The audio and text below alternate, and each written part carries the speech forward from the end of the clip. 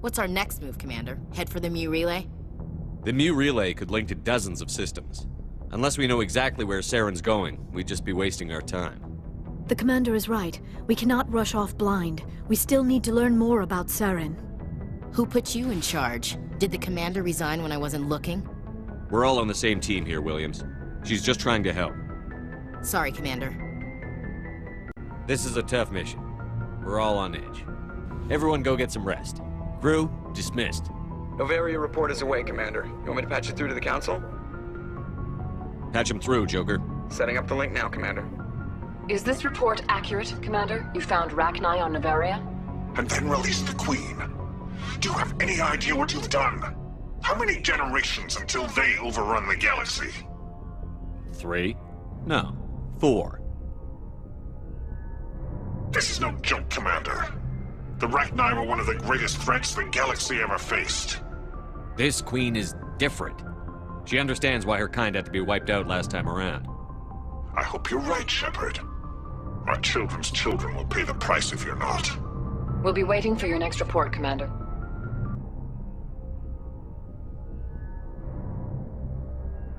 Anything you need, Commander? Just trying to get a sense of where the crew's at. Thoughts? I didn't figure you'd have time to talk with all that's going on. There's gotta be some xenobiologists who want to read about the Thorian. All in triplicate, I'm sure. Did you want to see me? I'm just looking for an ear. The debriefing wasn't the right place to say how ridiculous this is. Seems like every other race in the galaxy is wrapped up in their own problems. They don't want to see what's coming. Wanting to believe everything will be fine? Sounds like human nature to me. Yeah, I guess some things carry across species well enough. I should remember that after what happened with Vernus. Don't tell me you and Vernus hugged on graduation day. Before I met Vernus, I knew as much as any other civilian. Aliens were weird, superior, and tried to tell us what to do. I mean, it's only been 26 years since first contact. That's not a lot of time to understand them. It was Vernus who made me see how human aliens are. They're not different or special. They're jerks and saints, just like us.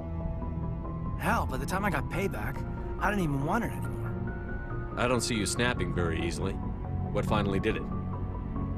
He hurt Rana, broke her arm. She reached for a glass of water instead of pulling it biotically. She just wanted to drink without getting a nosebleed, you know?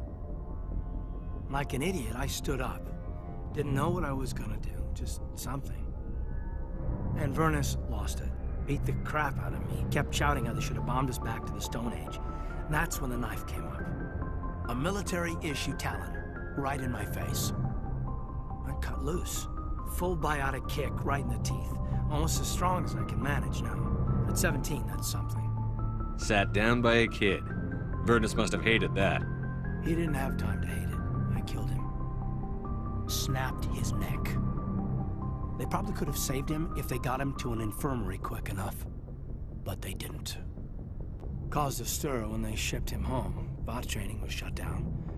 Kinetics folded a couple of years later. So, yeah, maybe I hated that Turian. I mean, if one ass was enough to judge a whole race, I'd hate humans too. A reasonable stance. Keep that level head and we'll do fine. Staying reasonable is about all we've got left. Everyone else in this galaxy seems to have gone out of their minds. Present company accepted, of course.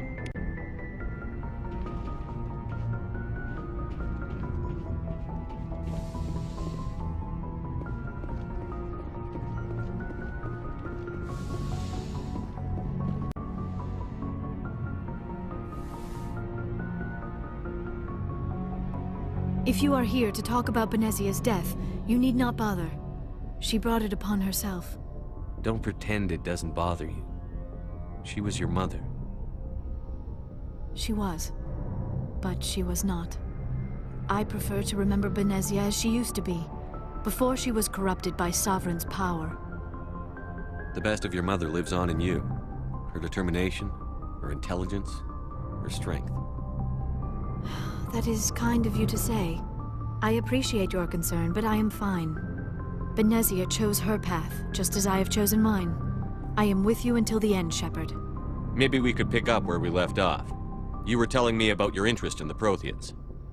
Actually, I think I was talking about my interest in you, and making a fool of myself in the process. As I said, I am not used to dealing with people, especially humans. I did not really know much about your species when we first met, Shepard. I found it hard to take humanity seriously. Your kind always seemed so rushed and high-strung. We don't have the luxury of time. An Asari can live for 1,000 years. We're lucky if we hit 150. That is true. At first I thought that was a weakness of your species. After spending time with you and your crew, however, I think it may actually be an advantage. You humans are creatures of action. You pursue your goals with an almost indomitable determination. It is an admirable trait, but also an intimidating one. You're scared of us? Unfortunately, the rest of the galaxy sees humanity as something of a bully. You run over anyone in your path to get what you want. It is up to people like you to change their minds, Shepard. Why me? There is a reason the Council chose you to become a Spectre. They saw something special in you. The best of what humanity has to offer. I looked into your history. I know what you did during the Blitz. It was a remarkable display of courage and heroism. You didn't need to go behind my back. I would have told you whatever you wanted to know. I apologize, Commander. After our last conversation, I was afraid I would say something stupid again. I wanted to know more about you. To understand what made you into the man you are. There is something compelling about you, Shepard. Are you sure you're interested in me? Or is it my visions of the Protheans? I admit, your connection to the Protheans had something to do with my initial interest, but it has grown beyond that. You intrigue me, Shepard, but I was not sure if it was appropriate to act on my feelings. I thought there might already be a relationship between you and Chief Williams. Williams and I are just friends, nothing more. My mistake, then. I am not as adept at understanding human relationships as I thought. But what about us, Shepard? Is there a mutual attraction, or was I wrong about that too? I'm not interested in you in that way, Liara. This is very embarrassing for me, Commander. Please, let's talk about something else. I should go.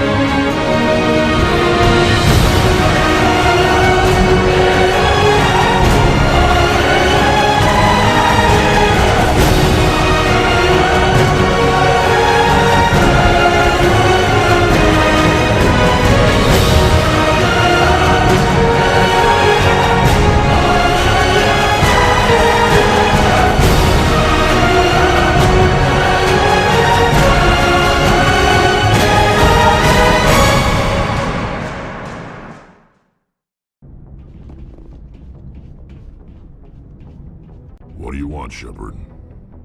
Why did you become a mercenary? Lots of reasons. Such as?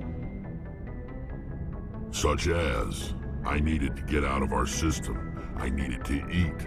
I needed to survive. Why not stay and help your people? I tried to help. That's why I had to leave. What happened? I was betrayed. I was head of a small tribe.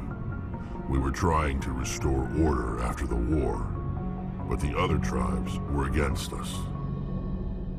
They followed Jared, one of the few warlords who survived the war with the Turians. But he was old, and so were his ideas. He wanted to continue the war. He wanted us to fight. Turians, Solarians, each other. It didn't matter who, as long as we were fighting. What did you want? I just wanted Jared to shut up, to stop his ranting. I wanted him to stop leading the tribes astray. But he couldn't understand how much things had changed. We didn't have the numbers to go to war. Even if we did, the genophage made sure we couldn't replenish our numbers fast enough. I told them all to forget about war. We needed to focus on breeding, at least for one generation. And for a while, we were getting through. Some of the tribes started coming around. I take it the warlord didn't appreciate that. No, he didn't. He arranged a crush with the tribes, a meeting on neutral ground. He wanted to talk. We met at the Hollows, near the graves of our ancestors. The skulls of our dead laid bare to remind us where we come from, where we all go. It's as sacred as any Krogan place can be. Violence is forbidden. It sounds like a trap to me. You must have suspected as much. I did.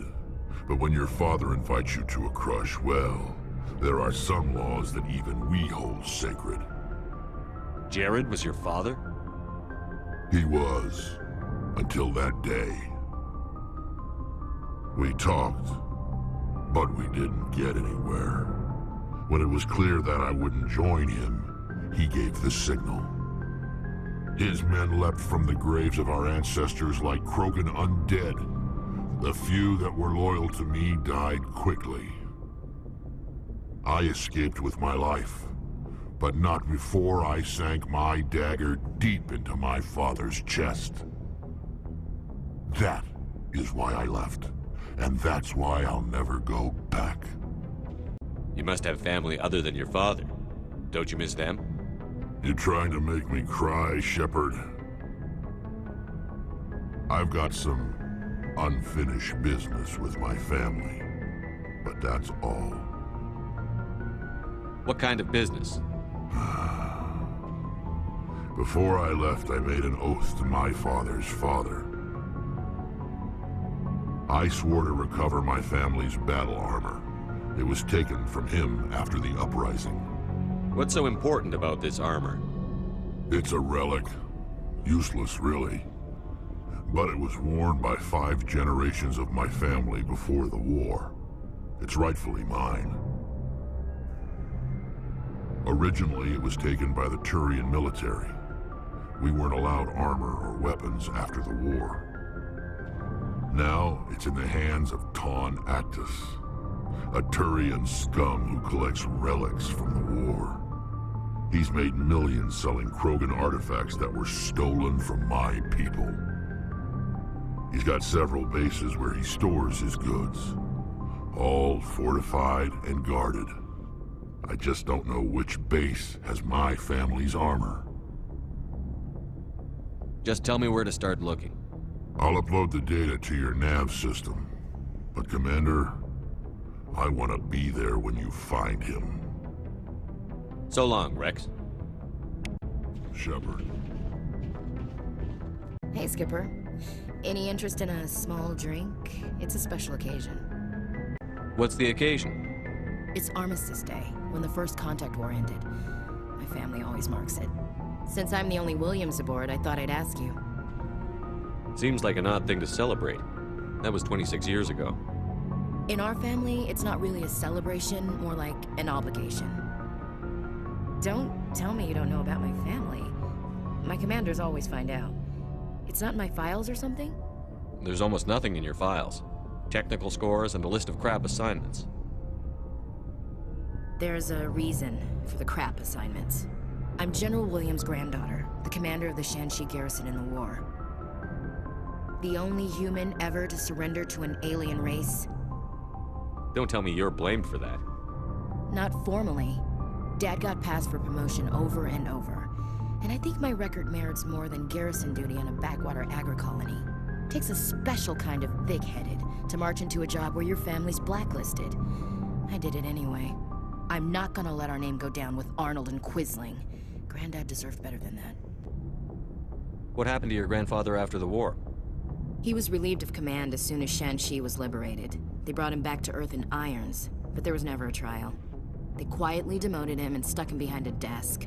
He retired a year later and spent the rest of his life working construction in the colonies. Sometimes we hear about attempts to get him exonerated in some official way. Nothing ever comes of them. As I recall, your grandfather held out for a long time. The Turians wrecked the orbitals in the first wave and occupied the major cities. They sat in orbit, dropping rocks on anything that moved. Granddad dispersed the troops, but when they went into the cities for supplies, the Turians would wreck a block to eliminate one fire team. Civilians were dying, his troops were starving, and he couldn't contact Alliance High Command. So he surrendered the garrison. I should have figured this out myself. I don't know how I can help you, though. Look at who I am, Shepard. Do you ever hear me ask for help? It's not that bad things don't happen to me. If you stay with me long enough, maybe I'll tell you about some of them. But I deal with them myself. I don't need a shoulder to cry on, a knight to rescue me, or a man to make me happy. This is who I am. I like her. And you better like her too. So, you still interested in me? Baggage and all? You're interested in me? It's hard to tell. Maybe I'm not. I guess you've been too busy saving the galaxy to think about it. But hey, once we save the galaxy, maybe the Alliance will get its act together. Start acting like an actual government. The Alliance isn't perfect, but it does well enough. Have to disagree with you there, Skipper. Giving aliens the run of our most advanced ship? Kowtowing to the Council? So you think my letting aliens on board was kowtowing to the Council? That came out wrong. We may not always agree, but you get the job done for the Alliance. The Council races will always think of themselves first. It's human nature. We can't afford to trust them, not if the survival of humanity is on the line. Ash, you believe in God, an infallible, all-knowing creator with a plan for the universe. You think the diversity of views in the galaxy wasn't part of that? I don't know what God intends, Shepard. I don't think humans have some divine mandate, if that's what you mean. I don't think we're superior. We need to know what to expect out here. We've met aliens who oppose us but don't want to destroy us. Maybe it's an opportunity to learn. Well, that's... I guess I never thought of it that way. All big picture, I mean. It doesn't make what happened to Granddad any better, though. But you can't blame the Council for that, or the Turians. It was our people who scapegoated him. I know. It's hard to be a patriot and pissed at the government, though. Who am I supposed to vote for? I have a feeling things will come to a head soon. But don't worry, Shepard. I'll protect you. We'll talk later, Williams. Looking forward to it, Skipper. Commander, good to see you. You've been with CSEC a while. Have you seen much action? Well, not as much as you, but yeah, I've seen some interesting things. I'll bet you have. Anything in particular that stands out? I remember this Solarian geneticist I was sent to investigate. That case was a bit disturbing. What happened? Why were you investigating them? I was tasked with tracking black market trade on the Citadel. Most of it harmless, nothing I needed to pursue. But during the course of my investigation, I noticed an increase in the trade of body parts, organs mostly. We usually get a few of those, but not the numbers I was seeing. We weren't sure if there was a new black market lab or if some freak was harvesting organs from citizens. You've seen this before on the Citadel? Every so often, some lab sells unwanted parts through the black market, but they're not as bad as the psychos. I remember this one L-Corps diplomat we caught in my first year on the job. He was hacking people up and selling their organs, had the station in a bit of a panic. But this case wasn't that clear-cut. Turns out there was more going on than we first realized. So how did you figure out what was happening? First, we got a hold of a sample and ran DNA tests. The weird thing was, the match led us to a Turian who was still alive and was very convinced he'd never lost his liver. After a bit of digging, I discovered this Turian worked briefly for Dr. Salion, the geneticist. So I went to his lab hoping to find evidence of cloned organ development, but there was nothing. No Solarian hearts, no Turian livers, not one Krogan testicle. You're kidding, right? Why would anyone want Krogan testicles? Some Krogan believe that testicle transplants can increase their virility, counteract the effects of the genophage. It doesn't work, but that doesn't stop them from buying. They'll pay up to 10,000 credits each. That's 40,000 for a full set. Somebody's making a killing out there. What did you do about the geneticist? I brought in some of his employees for interrogation, to see if I could get them to talk. While I was interviewing one of them, I came across something suspicious. You mean threaten? Was that really necessary? Maybe, maybe not. Either way, it paid off. One of my detainees started bleeding profusely during the interview. We offered to patch him up, and he got frantic, freaked out. I ordered a full exam to find out what was going on. Our medics found incisions all over his body, some of them fresh. That was our big break. These people weren't just Dr. Salion's employees. They were test tubes. Walking, living test tubes. He was growing parts inside these people? Exactly. He cloned their organs right inside their own bodies. Then he harvested them and sold them off. Most of the victims were poor. He'd pay them each a small percentage of the sales, but only if the organs were good. Sometimes an organ wouldn't grow properly, so he'd just leave it in them. Most of them were a mess, but only on the inside, hidden so nobody could see it. I hope he got what he deserved. That's the worst part. We never caught him. Why not? What the hell happened? He ran, blew his lab, grabbed some of his employees, and headed for the nearest space dock. By the time I found out, his ship was already leaving. He threatened to kill his hostages if we tried to stop him. But you went after him anyway, right? I ordered Citadel Defense to shoot him down, but CSEC headquarters countermanded my order. They were worried about the hostages, worried about civilian casualties if the ship was destroyed so close to the Citadel. I told them those hostages were dead anyway. We just used them to make more organs. But they wouldn't listen. Well, it's not worth the risk. You pursue the vessel and disable it. That's the best choice. They sent the military after him, but he got away just the same. Yes, they did. I went to Palin and told him what I thought of him and his policies. He said if I didn't like it, I could quit. Well, I almost did. All they had to do was disable that ship, stop him from running. Maybe the hostages die, maybe they don't, but at least we stopped the bastard responsible for it all. I suppose I can see both sides. But what's done is done. I suppose. Can't waste too much time worrying about it now. Just wish I could have stopped him. That's all. Do you have any idea what happened to Dr. Salion? I sent out feelers from time to time, hoping to find something. I thought I'd found him a while back. He changed ships and changed his name to Dr. Hart, his idea of a joke, I guess. I told the military, but they weren't convinced it was him. I got the transponder frequency for his new ship, but I just can't get anyone to check it out. I'll check out the coordinates when I get a chance. I was hoping you'd say that. But Commander, take me with you when you go.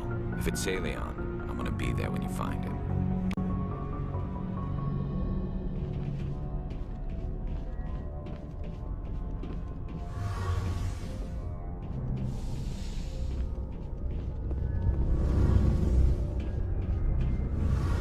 Shepard, I'm glad you're here.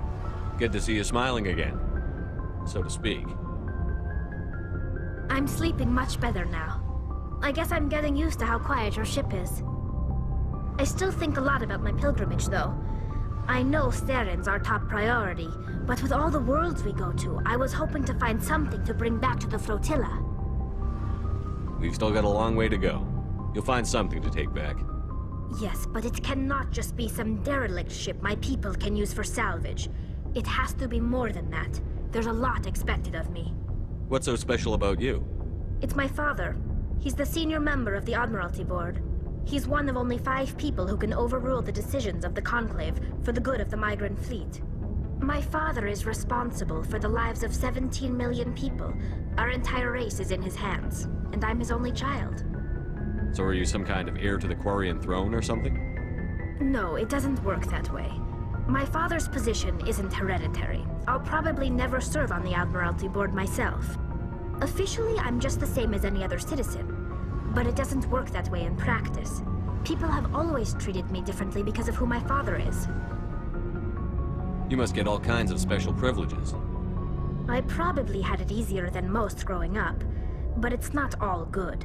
People like my father have enemies, and they're not above using me to get to him. It must be tough on you. My people place a high value on family and ancestry. There's an unspoken expectation that I'll live up to my father's example. Everyone's waiting for me to do something great on my pilgrimage, something that will forever change our lives for the better. If I don't, it's like I failed, and that reflects badly on both me and my father. The work you're doing here is more important than anything any Quarian has ever done before. Yes, I know. But you have to understand Quarian culture. We're a very insular society. The events beyond the flotilla don't much matter to the average citizen. Our greatest dream is that one day, we'll return to our homeworld and drive out the Geth.